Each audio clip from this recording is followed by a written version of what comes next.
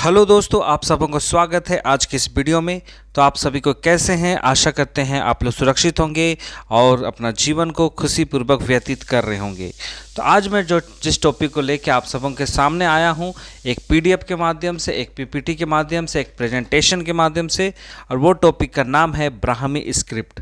तो ब्राह्मी स्क्रिप्ट क्या है और इसका क्या महत्व है, क्या विशेषताएं हैं, इन सारी बातों को आज की इस वीडियो में समझने का प्रयास करेंगे। और काफ़ी दिनों से लिपि को लेके बहुत सारे इस चैनल में विवाद चल रहे हैं और इससे संबंधित मैं आज के इस टॉपिक को लेकर आया हूं कि भारत का सबसे प्राचीन लिपि, सबसे पुराना लिपि ब्राह्मी लिपि के बारे में। तो चलिए शुरू करते हैं आज का ये वीडियो को और समझने का प्रयास करते हैं भारत की सबसे प्राचीन लिपि, और इस लिपि से बहुत सारे लिपियों का उदय हुआ, उन सारी बातों को भी जानेंगे। तो चलिए शुरू करते हैं। तो सबसे पहले हम लोग समझने का प्रयास करेंगे कि ये ब्राह्मी लिपि होता क्या है, क्या है ब्राह्मी लिपि। तो जैसा आप यहाँ पे देख रहे हैं, यही है आपका ब्राह्मी लिपि। जो स्क्रिप्ट आप देख रहे हैं उसी को कहते हैं ब्राह्मी लिपि। तो ब्राह्मी लिपि जो है वो भारत में इस्तेमाल की जाने वाली प्राचीन लिपियों में से एक माना जाता है, खासकर भारतीय उपमहाद्वीप के उत्तरी क्षेत्रों में।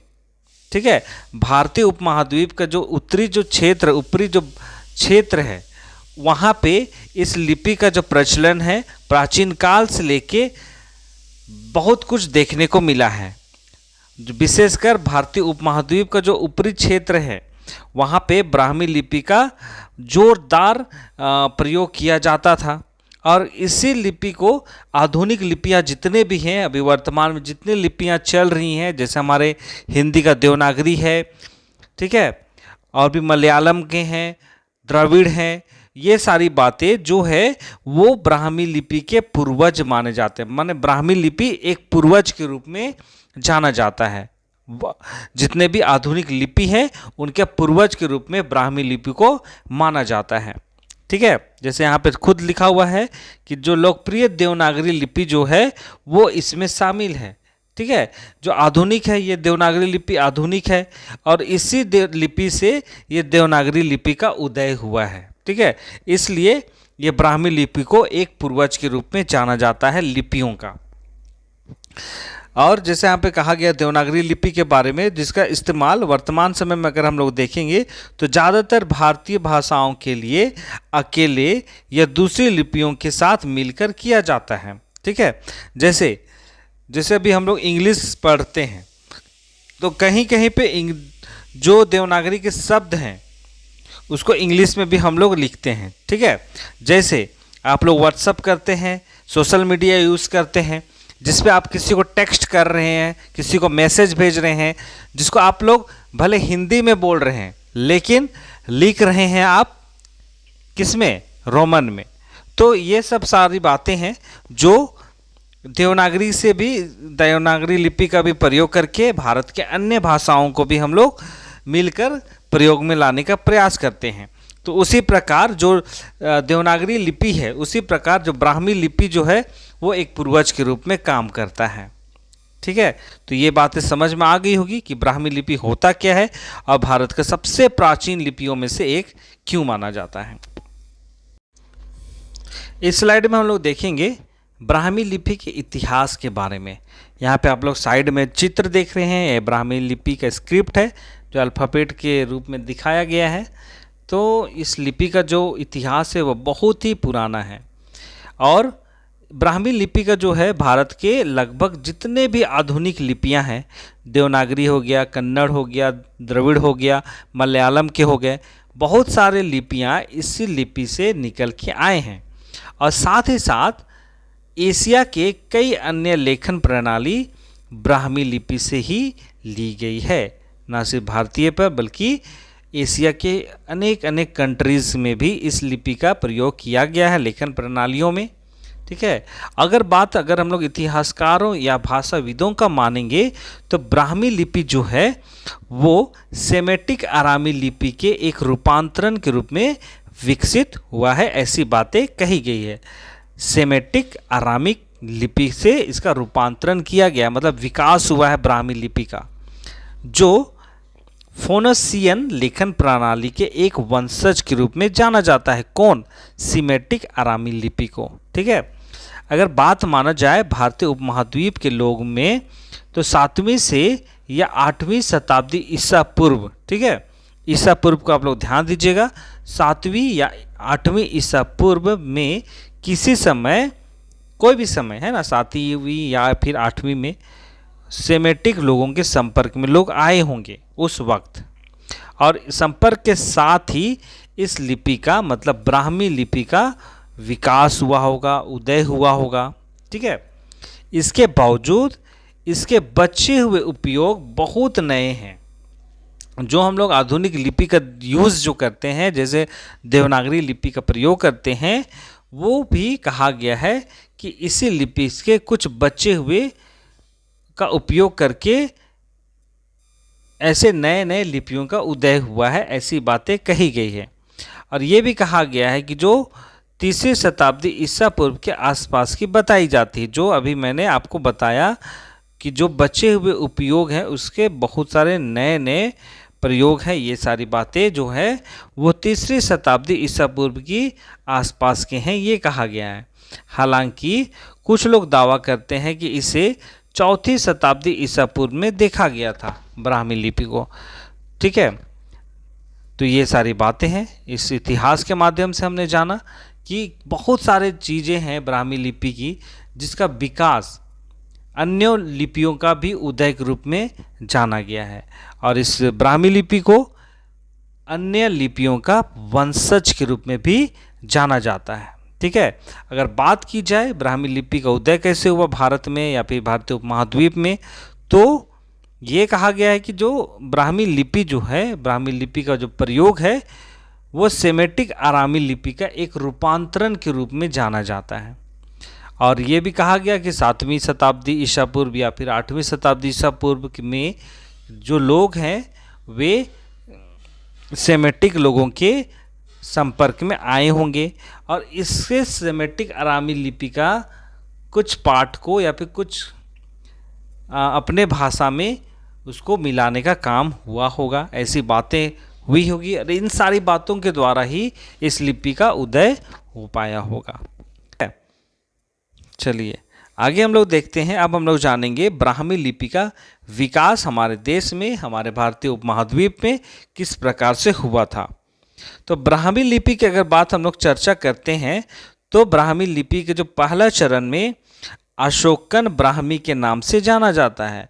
क्यों कहा जाता है? क्योंकि अशोक सम्राट जो है इस लिपि का प्रयोग सबसे अधिक किए हैं।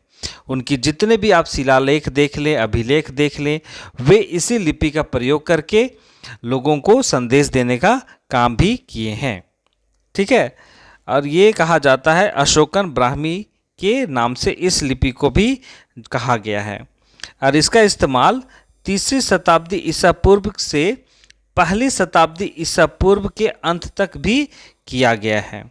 ठीक है, भारत में प्राचीन मौर्य साम्राज्य के तीसरे राजा अशोक, जिन्होंने लगभग 268 ईसा पूर्व से लगभग 232 ईसा पूर्व तक शासन किया इस भारत देश में, और उसने पूरे भारतीय उपमहाद्वीप में बौद्ध धर्म को बढ़ावा देने के लिए कई शिलालेख जो ब्राह्मी लिपि एवं खरोष्टी लिपि दोनों में लिख के छोड़ दिए थे। ऐसी बातें यहाँ पे दिखाई देती है, और इन लिपियों का इस्तेमाल अक्सर धार्मिक ग्रंथों, खासकर बौद्ध धर्म के कार्यों के लिए किया जाता था।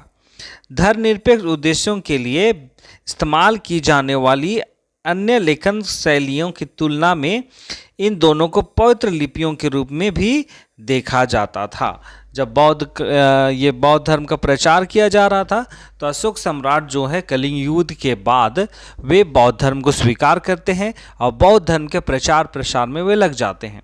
तो प्रचार प्रसार के लिए बौद्ध के अशोक का धम्म जो आप सभी को जानते हैं, तो इस धम्म का प्रचार करने के लिए उन्होंने कई शिलालेखों को जनता के सामने, लोगों के सामने ये काम कराया था। ठीक है, इसलिए इस लिपि को एक धार्मिक लिपि के रूप में भी माना जाता है, बौद्ध धर्म के आधार पर भी देखा जाए तो। ठीक ठीक है।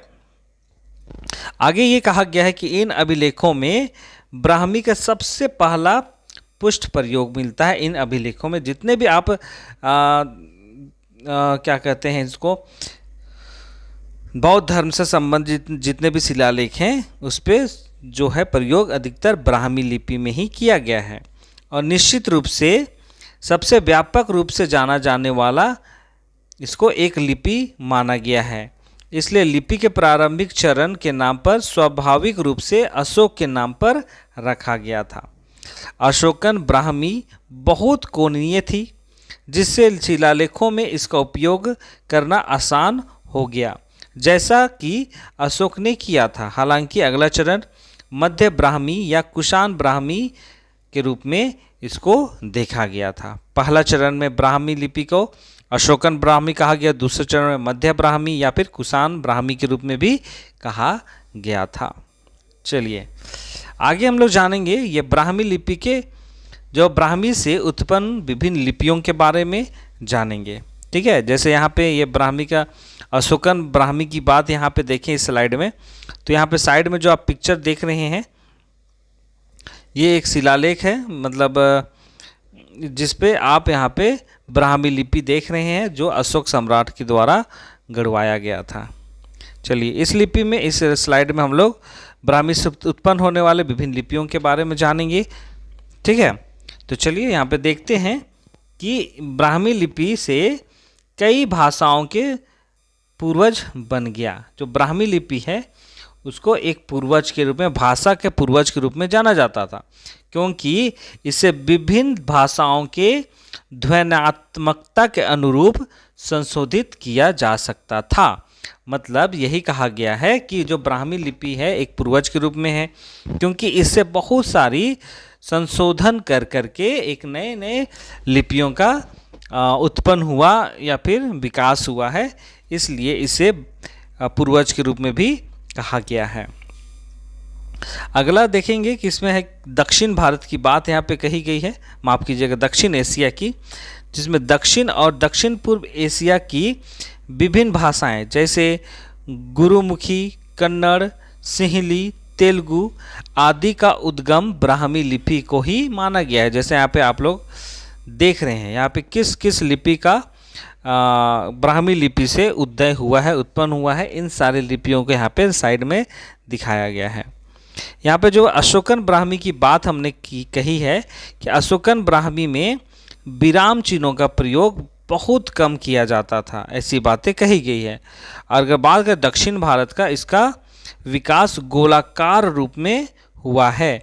अगर आप यहाँ पे देखते हैं, यहाँ पे तमिल है, मलयालम है, कन्नड़ है, तेलुगु है, तो इसमें आप देखेंगे इनका स्क्रिप्ट को देखते हैं तो ये गोल गोल तरीके से यहाँ पे कहा गया है। तो इसलिए अगर कहा जाए दक्षिण भारत में तो गोलाकार रूप से इस लिपि का प्रयोग किया जाता था, और उत्तर भारत में इसका प्रयोग सामान्यतः नियमित रूप से किया जाता है, जो वर्तमान समय में देवनागरी लिपि जो है वो है। अगर उत्तर ब्राह्मी की बात करें तो उत्तर ब्राह्मी में गुप्त लिपि का जन्म हो चुका था, जिसे उत्तर ब्राह्मी लिपि भी कहा जाता था। ठीक है, तो इस तरह से हम लोग यहाँ पे देखते हैं कि क्या क्या ब्राह्मी लिपि से उदय हुआ है। चलिए अब हम लोग देखेंगे ब्राह्मी लिपि का उपयोग कि प्राचीन काल में कहाँ कहाँ इस लिपि का प्रयोग किया गया था। तो अधिकतर अगर हम लोग बात करते हैं तो अशोक जो है, जिसको हम लोग पहला काल कह सकते हैं, पहला चरण कह सकते हैं ब्राह्मी लिपि के विकास में, अशोकन ब्राह्मी लिपि। तो इसमें हम लोग देखते हैं अशोक जो है अधिक से अधिक शिलालेखों को लिखवाया था इस लिपि में। और अगर मौर्य काल में जाते हैं तो इसके दौरान जो प्रयोग किया गया है इस लिपि में नक्काशीदार चट्टानों, गुफाओं, पत्थर की पट्टियों आदि में किया गया है मौर्य काल में। ठीक है, और इसका उपयोग तांबे के प्लेटों पर भी किया गया है लिपि का प्रयोग। और बौद्ध धर्म के प्रसार के लिए इसका उपयोग विभिन्न संरचनात्मक स्मारकों में भी किया जाता था। अगर दूसरी शताब्दी ईसा पूर्व की बात को देखा जाए तो इसका प्रयोग सिक्कों पर भी देखा गया है, और इसका प्रयोग सेरेमिक सतहों पर भी वस्तु के स्वामित्व को संकेत देने के लिए भी यहाँ पे किया गया है इस लिपि का प्रयोग। ठीक है, तो इस स्लाइड में आपने देखा कि कहाँ कहाँ इस लिपि का प्रयोग हो पाया है। तो ये था आखिरी स्लाइड। ठीक है,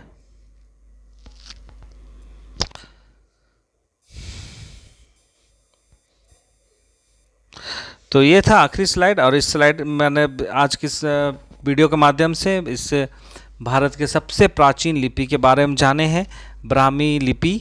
और ब्राह्मी लिपि को पूर्वज, लिपियों का पूर्वज क्यों कहा जाता है, ये भी हम जान पाए हैं। और इससे उत्पन्न होने वाली बहुत सारी भाषाएं हैं, उन सारी बातों को यहाँ पे हम लोग जान पाए हैं। अगर वीडियो के माध्यम से आप सबों को कुछ भी जानने का मिला होगा तो वीडियो को ज़रूर से ज़रूर लाइक कीजिए। अगर वीडियो में कुछ भी कमी घटी रही है तो वीडियो को आप लोग ज़रूर से कमेंट कीजिए और मुझे बतलाइए कि यहाँ पे ये कमी है, यहाँ पे आपने गलत बताया है, तो ये सारी बातें, ताकि इस पे मैं सुधार कर पाऊँ। तो चलिए, इसी के साथ मैं आज की इस वीडियो को यहाँ पे समाप्त करता हूँ और आपसे विश्वास करता हूँ कि इस वीडियो को आप लोग लाइक कीजिएगा, वीडियो को शेयर कीजिएगा, और जो लोग नए हैं चैनल में वो लोग चैनल को सब्सक्राइब जरूर कीजिएगा, ताकि और बेल आइकन को प्रेस करना नहीं भूलिएगा, ताकि वीडियो का एक नोटिफिकेशन आप तक पहुंच पाए। चलिए, मिलते हैं एक नए वीडियो के साथ। तब तक अपना ध्यान दीजिए, सुरक्षित रहिए और खुश रहिए। बहुत बहुत धन्यवाद।